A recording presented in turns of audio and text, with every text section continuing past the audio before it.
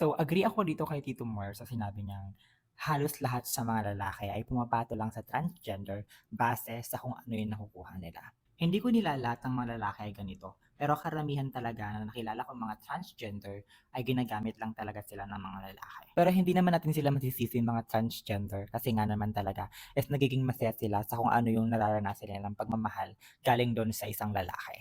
Kung ako yung transgender, ang una ko talagang tinatanong sa mga lalaki, kaya mo ba akong samahan hanggang sa huli? Kapag hindi kayang sagutin yan ng isang lalaki, isa lang ang ibig sabihin yan.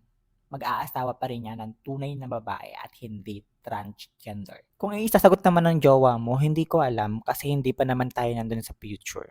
Hindi ganun. Meron tayong mga mindset na alam niyo yung pinaka meron tayong hinahanap sa buhay.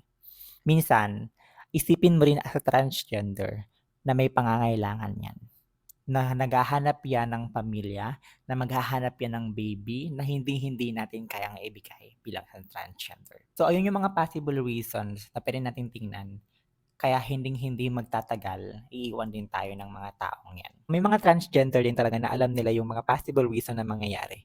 Pero masaya kasi sila sa kung ano yung nararamdaman nilang pagmamahal sa ngayon. Pero sa ngayon lang yon. Okay? Ano nga bang magagawa natin as a transgender? Siyempre, kailangan natin supportahan sila kung saan sila masaya. So, give loves.